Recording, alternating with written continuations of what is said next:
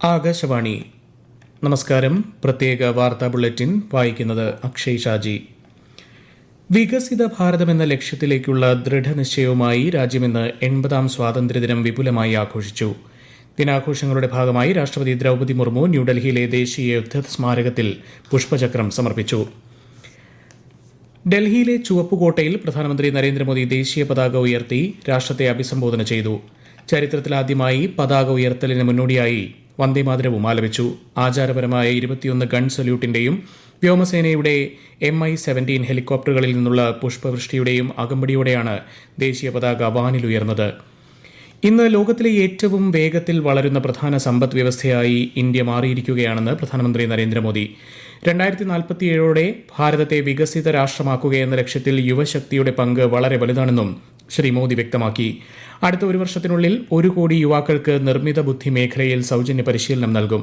പാവപ്പെട്ടവർക്കും ഇടത്തരക്കാർക്കും പൊതുപരീക്ഷകൾക്കായി മികച്ച അധ്യാപകരെ ഉൾപ്പെടുത്തി സൌജന്യ ഓൺലൈൻ കോച്ചിംഗ് ലഭ്യമാക്കും. 5നും 15നും ഇടയിൽ പ്രായമുള്ള കുട്ടികളിലെ കഴിവുകൾ കണ്ടെത്താൻ ഗ്രാമങ്ങൾ കേന്ദ്രീകരിച്ച് ടാലന്റ് ഹണ്ട് നടത്തുമെന്നും പ്രധാനമന്ത്രി വ്യക്തമാക്കി. ആധുനിക സാങ്കേതികവിദ്യയുടെ അടിത്തറയായ നിർണായക ധാതു മേഖലയിൽ ശക്തമായ സാന്നിധ്യമാകാൻ ഇന്ത്യ ഒരുങ്ങുകയാണെന്ന് പ്രധാനമന്ത്രി നരേന്ദ്രമോദി. ഈ ലക്ഷ്യം മുൻനിർത്തി ഇന്ത്യ നിർണായക ധാതു ഇടനാഴി പ്രഖ്യാപിച്ചിട്ടുണ്ട്. പാർലമെന്റിലും സംസ്ഥാന നിയമസഭകളിലും 33% വനിതാ സംവരണം എത്രയും വേഗം നടപ്പിലാക്കാൻ രാഷ്ട്രീയ ഭിന്നത മാറ്റിവെച്ച് എല്ലാവരും ഒന്നിക്കണമെന്ന് അദ്ദേഹം അഭ്യർത്ഥിച്ചു. കേരളത്തിലും സ്വാതന്ത്ര്യദിനം വിപുലമായ പരിപാടികളോടെ ആഘോഷിച്ചു. തിരുവനന്തപുരത്ത് മുഖ്യമന്ത്രി വി ഡി സതീശൻ ദേശീയ പതാക ഉയർത്തി. ജില്ലാ ആസ്ഥാനങ്ങളിൽ സ്വാതന്ത്ര്യദിനാഘോഷങ്ങൾക്ക് മന്ത്രിമാർ നേതൃത്വം നൽകി. സ്വാതന്ത്ര്യദിനത്തോടനുബന്ധിച്ച് സംസ്ഥാനത്തെ വിവിധ സ്ഥാപനങ്ങളിലും വിപുലമായ പരിപാടികൾ നടന്നു. തൃശൂർ ഭാരതീയ വിദ്യാഭവനിൽ കേന്ദ്ര സഹമന്ത്രി സുരേഷ് ഗോപി ദേശീയ പതാക ഉയർത്തി. കേരള വനിതാ കമ്മീഷൻ ആസ്ഥാനത്ത് അധ്യക്ഷ പി സതീദേവിയും കൊച്ചി മെട്രോ റെയിൽ ലിമിറ്റഡിൽ മാനേജിംഗ് ഡയറക്ടർ ലോക്നാഥ് ബെഹ്റയും സംസ്ഥാന തെരഞ്ഞെടുപ്പ് കമ്മീഷൻ ഓഫീസിൽ കമ്മീഷണർ എൻ ശേഷാദ്രിനാഥനും തിരുവനന്തപുരം ആകാശവാണി നിലയത്തിൽ മേധാവി AG ബൈജുവും ദേശീയ പതാക ഉയർത്തി. കേരളത്തിന് കേന്ദ്ര ഭക്ഷ്യ സംസ്കരണ വ്യവസായ മന്ത്രാലയത്തിന്റെ പുരസ്കാരം. പ്രധാനമന്ത്രി ഭക്ഷ്യ സംസ്കരണ സംരംഭ രൂപവൽക്കരണ പദ്ധതിയുടെ നിർവഹണത്തിലെ മികച്ച പ്രകടനത്തിനാണ് സംസ്ഥാനത്തിന് അംഗീകാരം. ഈ മാസം 24, 25 തീയതികളിൽ ന്യൂഡൽഹിയിൽ നടക്കുന്ന കോൺക്ലേവിൽ പുരസ്കാരം സമ്മാനിക്കും.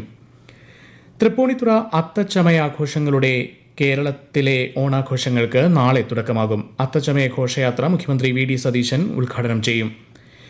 കേരളത്തിൽ ബംഗളൂരു എറണാകുളം വന്ദേ ഭാരത് ട്രെയിന് ഇനി 16 കോച്ചുകൾ. നിലവിൽ 8 കോച്ചാണ് ട്രെയിനുള്ളത്.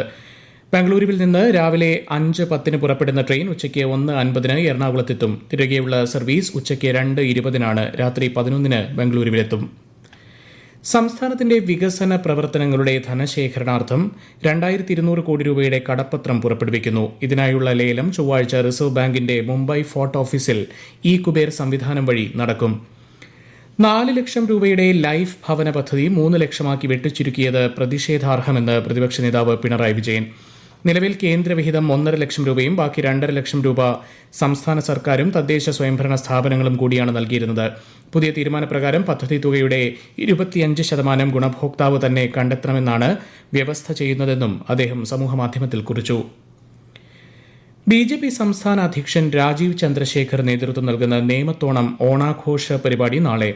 ആരോഗ്യ സുരക്ഷാ സംവിധാനങ്ങൾ, ഭിന്നശേഷിക്കാർക്കായുള്ള പ്രത്യേക ഉപകരണങ്ങൾ, LP UP സ്കൂൾ കുട്ടികൾക്കായുള്ള സ്പോർട്സ് കിറ്റ്, ഹരിതകർമ്മ സേനാംഗങ്ങൾക്കുള്ള ഓണക്കോടി എന്നിവ വിതരണം ചെയ്യും.